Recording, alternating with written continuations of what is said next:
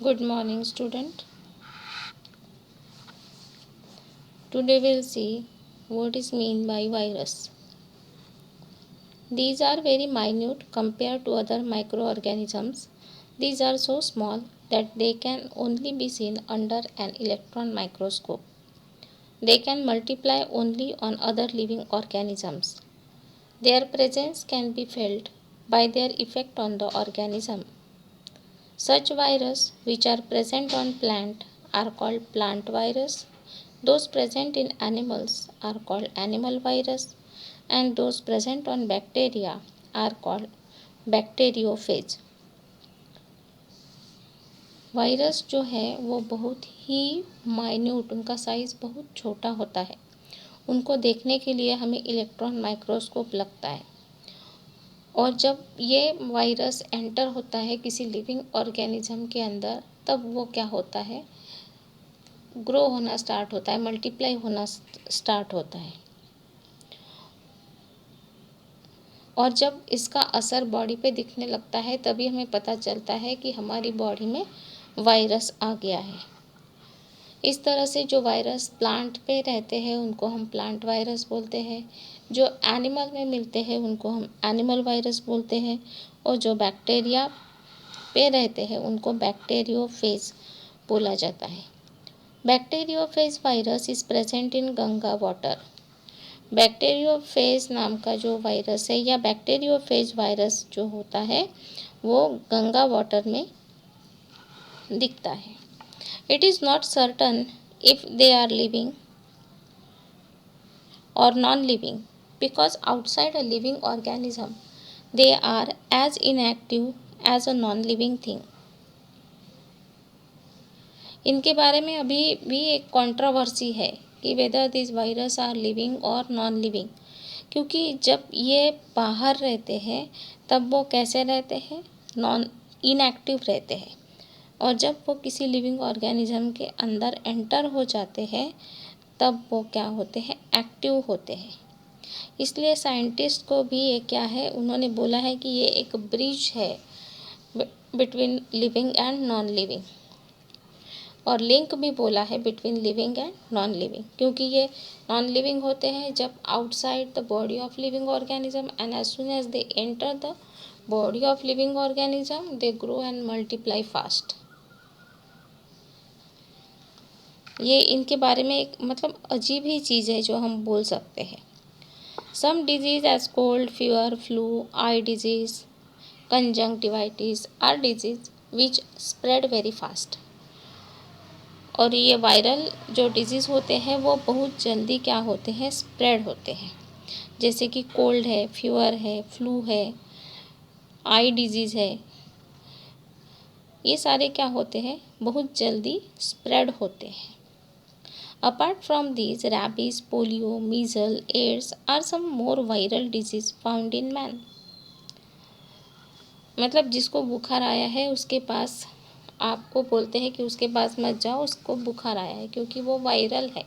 Viral का मतलब है आप उसके कांटेक्ट में आओगे तो आपको भी बुखार या फ्लू होने के चांसेस दैट टाइम बढ़ जाते हैं, राइट। अभी जो हम लोग फेस कर रहे हैं जिसकी वजह से अपना स्कूल बंद है, ये कोरोना वायरस, ये एक वायरस ही तो है। क्या है इसमें, 2 गज दूरी बोलते हैं उसको मेंटेन करो, मास्क पहनो।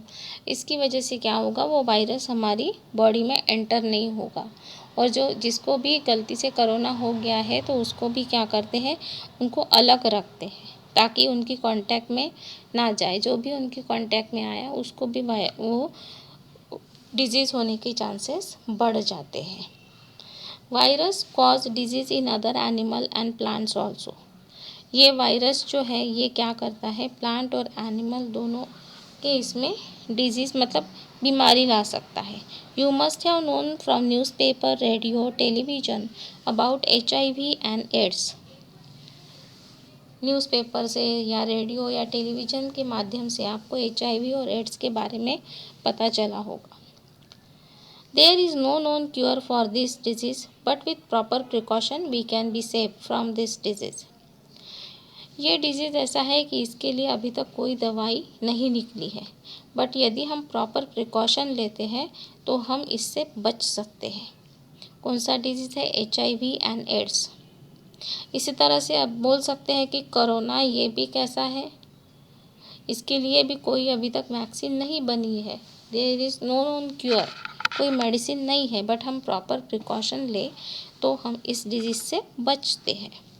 That is why media is propagating about this. इसलिए मीडिया जो है, मतलब न्यूज़पेपर है, रेडियो है, टेलीविज़न है, इसके द्वारा आपको इसके बारे में इंफॉर्मेशन प्रोवाइड की जाती है। Collect knowledge about AIDS and answer the questions in your copy. आप एड्स के बारे में और ज़्यादा जानकारी कलेक्ट करो और अपनी कॉपी में लिखो। Why is virus known as bridge between living and non living? Virus को लिविंग और नॉन लिविंग के बीच का ब्रिज क्यों बोला है? इसका answer I have already tick mark, you write it in your copy. What is full form of AIDS and HIV?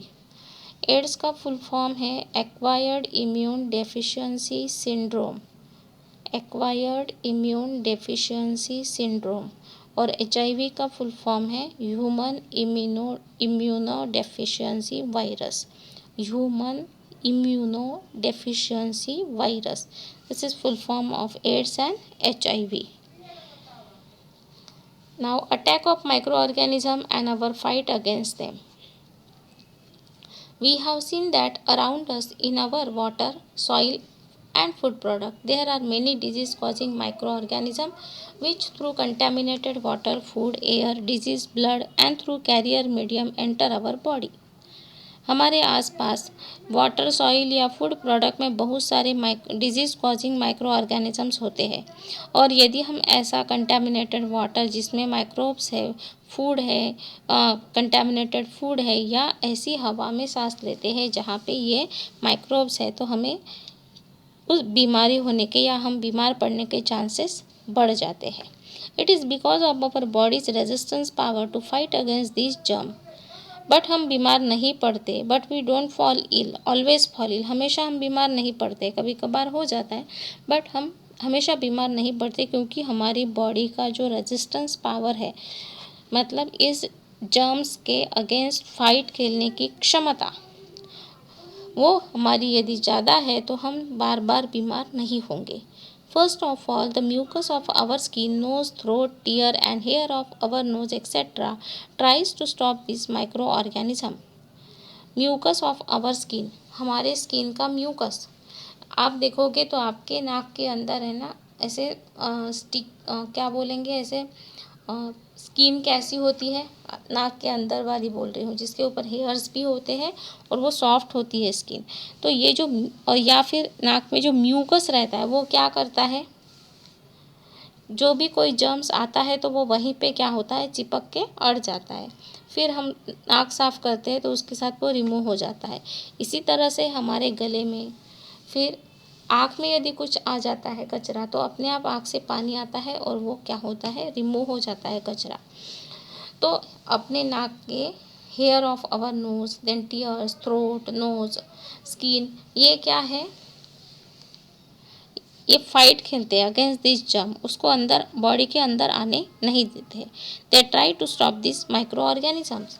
Some germs are expelled out through urine and sweat and some even when present in our body do not harm us.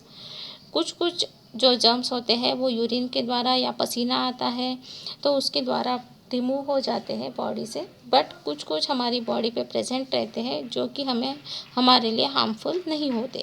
You have read that our blood has white blood corpuscles which acts as an army for inner security and attack all germs which enter our body and destroy them. हमने देखा है कि हमारी body में white blood corpuscles होते हैं, WBC। वो क्या करते हैं, आर्मी का काम, फौज का काम करते हैं, हमारी बॉडी को सुरक्षा प्रदान करते हैं। कैसे, जो भी जर्म्स आते हैं उनको वो डिस्ट्रॉय करते हैं और बॉडी को कैसे रहते हैं, डिजीज़ फ्री रखते हैं। When we have some disease, then our body prepare a resistance power against it and our body become ready to fight the disease. जब हम बीमार पड़ जाते हैं या कोई बीमारी हमें घेर लेती है, उस समय हमारी बॉडी जो है उसके अगेंस्ट लड़ने के लिए क्या करती है, अपना रेजिस्टेंस पावर बढ़ाती है। In some disease as polio, measles, smallpox, tuberculosis, etc. By vaccination, the resistance power of the body is developed. और आप देखोगे कि छोटे बच्चों को क्या होते हैं, वैक्सीनेशन होता है, उनको वैक्सीन देते हैं, हर महीने का उनका कुछ कुछ वैक्सीन रहता है। तो यदि हम ऐसे ही पोलियो, मीजल्स या स्मॉल पॉक्स या ट्यूबरक्लोसिस की वैक्सीन ले लेते हैं तो आगे चल के हमारी बॉडी में ये डिजीज़ एंटर भी होते हैं, तो उससे लड़ने के लिए हमारी बॉडी पहले ही कैसे हो जाती है, तैयार हो जाती है। रेजिस्टेंस पावर हमारी बॉडी की उसके अगेंस्ट डेवलप हो जाती है। When the resistance power is decreased, the number of germs increase fast. और जब हमारी रेजिस्टेंस पावर, प्रतिकार शक्ति जो है कम हो जाती है, तब कोई भी बीमारी हमें जल्दी घेर लेती है, क्योंकि कोई भी जर्म आसानी से हमारी बॉडी पे अटैक करता है। The disease spread and cause fever and the other symptoms of the disease is seen. तो वो जो बीमारी हमारे अंदर में है वो जल्दी और स्प्रेड हो जाती है, फिर बुखार जैसी या और कोई डिजीज़ के सिम्टम्स भी बॉडी में दिखने लगते हैं। ये कब होता है, जब हमारी रेजिस्टेंस पावर बहुत कम हो जाती है। In such a case the doctor must be consulted and proper medication must be taken. और ऐसे समय में हम चाहे डॉक्टर के पास जाके अपना दवाई ले, यही एक सही रास्ता हो जाता है। Your friend has cold and fever. On being together, you also get infected with cold. Why? आपके फ्रेंड को बुखार है, खांसी बुखार या सर्दी बुखार हुआ है, आप उसके साथ दिन भर क्लास में बैठे और शाम को आप घर पहुँचे तो आपको भी खांसी बुखार या सर्दी और बुखार हो गया। ऐसा क्यों हुआ, क्योंकि यूर रेजिस्टेंस पावर कैसी हो गई है, डिक्रीज, और you have less resistance power. Due to this the virus attack on your body and you get infected with the cold and fever. You are suffering from cold, and even though being together with you, some of your friends do not get infected and some do get infected. आपको बुखार है, सर्दी है और आपके साथ बहुत सारे फ्रेंड क्लास में है, उसमें से कुछ जो है बीमार हो जाते हैं आपके जैसे और कुछ को कुछ नहीं होता। ऐसे क्यों होता है, तो जिनका रेजिस्टेंस पावर अच्छा रहेगा वो बीमार नहीं पड़ेंगे, और जिनका रेजिस्टेंस पावर कम रहेगा वो क्या हो जाएंगे, बीमार हो जाएंगे।